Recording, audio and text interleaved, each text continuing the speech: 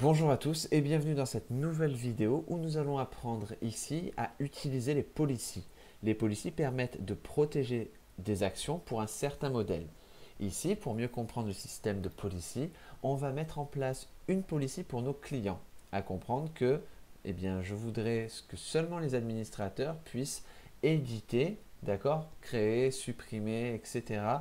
De nouveaux clients seulement s'ils sont administrateurs. Pour l'instant, on a juste des utilisateurs qui n'ont aucune différence l'un de l'autre. On va essayer de les différencier. Donc ce que j'ai fait, c'est qu'en amont, je me suis connecté ici avec un utilisateur lambda, donc qui n'a absolument rien de spécial, ce qui est le cas de tous hein, pour l'heure actuelle. Et ensuite, donc voilà, je me remets sur voir nos clients. On voit qu'on a accès bien sûr à toutes les fonctionnalités. Et ici, j'ai créé un admin qui a l'adresse mail admin@admin.fr. D'accord. Et ce que je vais faire grâce au policy, c'est autoriser seulement cette action-là de rajouter des clients, de les supprimer, etc. seulement pour certains emails. Donc là, en l'occurrence, on va autoriser ça juste pour la personne qui a admin@admin.fr. Après, libre à vous de mettre votre propre logique ou de rajouter autant d'adresses mail que vous voulez d'administrateurs. Donc je pense que c'est un bon moyen déjà de voir comment jouer avec les policies. Donc ce que je vais faire, c'est créer une première policy avec PHP artisan make de point policy. Je vais l'appeler client policy, jusque-là pas de mystère. Et on va préciser le modèle que l'on veut protéger. Là, on veut protéger les actions pour le modèle client. Donc je fais "-n client". J'appuie sur Entrée. Normalement, dans le dossier app, vous avez un nouveau dossier policies qui contient votre policy. Et ça ressemble un petit peu à l'intérieur, dans cette classe client policy, aux différentes fonctions RESTful qu'on avait vues précédemment. Donc, ce que je vais faire de ce pas, c'est protéger grâce à la méthode create. Je veux protéger la création d'un client seulement si la personne a un email particulier. Donc, vous pouvez faire bien sûr d'autres choses. Vous pouvez également créer, par exemple, dans la table utilisateur, rajouter une colonne admin qui sera soit égale à 1, soit égale à 0. Et grâce à un ternaire, vous pouvez vérifier, est-ce que l'utilisateur a admin qui est égal à 1 ou est-ce que l'utilisateur a un admin qui est égal à 0. Et suivant le cas, vous retournez soit true, soit false. Et l'important, c'est que pour chacune des fonctions, suivant ce que vous retournez, si vous retournez true, vous autorisez, si vous retournez false, vous n'autorisez pas.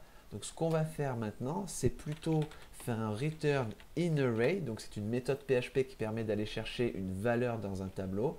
Et la valeur, c'est l'email de l'utilisateur, d'accord? Donc parce qu'on voit que dans cette fonction create, on a le user qui est envoyé. Donc on va aller chercher son email et on va voir si effectivement son email se trouve dans le tableau. Et moi, je vais rajouter admin@admin.fr qui est l'adresse mail avec laquelle je me suis inscrit avec cet utilisateur-là. D'accord? Donc vous pouvez rajouter autant d'adresses que vous voulez d'administrateurs ou faire une autre logique comme je vous ai dit avec les ternaires. Nous ici, on ne va pas les rajouter cette fameuse colonne admin parce qu'on ne veut pas casser notre architecture. L'objectif ici, c'est juste de vous montrer un peu comment protéger certaines actions. Après, on ne va pas tout faire, je vais juste montrer quelques pistes. Donc ici, on protège du coup la création d'un client seulement si la personne connectée a un email qui est égal à admin@admin.fr. Donc là, en l'occurrence, ça ne fonctionne pas. Ce qu'il faut aller faire maintenant, c'est aller voir le chef d'orchestre de tout ça. C'est bien sûr le contrôleur. Vous allez vous rendre dans le client controller et vous allez vous rendre dans la méthode create. Et avant de faire quoi que ce soit, vous allez faire un this authorize, d'accord? Et vous allez préciser la méthode. Bon, nous, c'était pour la méthode create. Et en deuxième argument, vous allez préciser le, le modèle que vous voulez protéger. Bien évidemment, nous, ce qu'on veut protéger, c'est le client. Donc, on va marquer client, classe, par exemple, ou app /client, c'est comme vous voulez. Donc, dans tous les cas, voilà. Vous savez comment faire appel à votre modèle depuis le début, donc il n'y a pas de souci. Vous faites votre this authorized create client class. Et là, maintenant, ce qui va se passer, c'est que lorsque je suis connecté avec mon administrateur, donc qui a son adresse mail, je peux créer un nouveau client. On voit qu'il n'y a aucun problème. Hop, je viens de créer mon nouveau client, aucun souci. Par contre, sur l'autre navigateur sur lequel je suis connecté avec la même application, mais avec un utilisateur qui n'a pas l'adresse mail admin@admin.fr, lorsque je vais faire créer un client, eh bien je vois cette action n'est pas autorisée. Donc on voit que notre policy est bien mise en place. Alors de la même façon, on pourrait trouver un petit peu dommage de laisser ce bouton nouveau client alors que finalement quand je clique dessus, eh bien ça ne me sert à rien puisque je n'ai pas les droits. Donc ce qu'on va aller faire, c'est aller directement traiter aussi ça dans notre front-end. Donc on va se rendre dans notre vue index.blade.php qui est dans Views Clients et on va se rendre au niveau de notre bouton ici qui nous permet de créer un nouveau client. Ce que je vais faire, c'est que je vais utiliser une nouvelle directive que vous ne connaissez peut-être pas qui s'appelle can. Donc @can and can. À l'intérieur, je mets le code que je veux faire apparaître quand on est autorisé et je vais dire quand on est autorisé pour la méthode create et c'est pour le modèle client. Dans ce cas-là, si je suis autorisé à créer un client, eh bien j'aurai ce bouton qui apparaîtra. Sinon, on ne fera rien apparaître. Je vais retourner ici. Pour mon administrateur, là, il me l'a supprimé. Et il me l'a supprimé pour tout le monde. Donc, ce que je vais faire, c'est préciser le modèle plutôt de cette façon. app /client. Voilà. Voilà. Et maintenant, donc c'était pas une bonne appellation à mon avis. Pour ça, il va falloir préciser le namespace si je veux que ça fonctionne. Oui. Donc vous avez deux types de, on va dire, de nomenclature. Soit vous mettez app/client classe, d'accord. Soit vous mettez directement app/client. Voilà. Donc vous faites comme vous voulez. Moi, je vais laisser cette notation pour le coup. Donc on est bon. Je réactualise et on voit que pour notre administrateur, on voit effectivement le bouton. Pour notre utilisateur lambda, je vais réappliquer, réactualiser. On le voit toujours pas, donc il ne s'affichera plus. D'accord? Donc c'est déjà une bonne chose. Vous savez maintenant comment appliquer une policy aussi sur votre front-end. On va faire un petit peu ça aussi pour la méthode de suppression par exemple, mais après je vous laisserai faire votre propre logique, vos propres policies ou même appliquer les policies que vous voulez à chacune de vos actions si vous le voulez. On va aller voir au niveau du delete, donc qui est la fonction bien sûr qui fait écho à la fonction delete donc de notre méthode RESTful pour supprimer un modèle, enfin supprimer plutôt l'instance du modèle.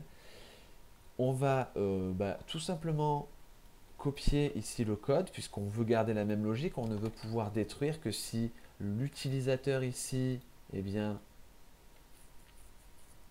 l'utilisateur ici, le mail de l'utilisateur, il contient admin@admin.fr. Voilà, donc ça ne change pas au niveau de la logique. J'enregistre. Par contre, au niveau de ma méthode pour supprimer le client, donc qui est la méthode destroy, d'accord, je vais faire un this authorize et cette fois-ci je vais préciser delete et je vais ici préciser ici non pas juste le modèle comme on avait vu tout à l'heure, client class, mais je vais préciser le client en lui-même. Parce qu'il faut savoir une chose, c'est que là, dans la méthode destroy, on a accès à notre fameux client. On veut bien détruire un client en particulier et c'est ce client-là qu'on va passer dans notre fonction. À la différence ici de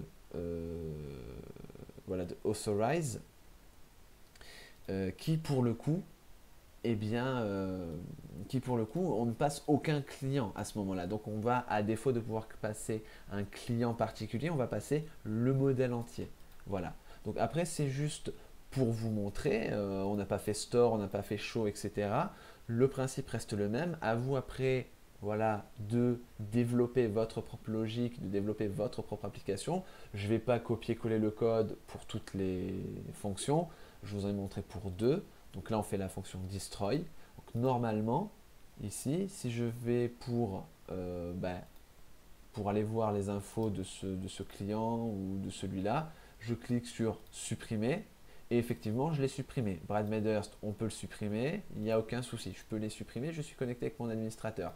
En revanche, sur celui-ci, voilà, On clique. Bon alors du coup il n'existe plus, donc on va réactualiser la liste. Voilà, donc on est connecté avec notre utilisateur lambda. Je vais sur Bernardine, je vais pour supprimer et je vois que l'action n'est pas autorisée. Donc voilà, vous pouvez au fur et à mesure, bien évidemment, empêcher les actions que vous voulez grâce au policy. Donc voici comment mettre en place un système de policy. Comme je vous l'ai dit, à vous de mettre votre logique et de développer votre propre application. J'espère que cette vidéo vous a plu. On se donne rendez-vous pour de prochaines leçons. Merci.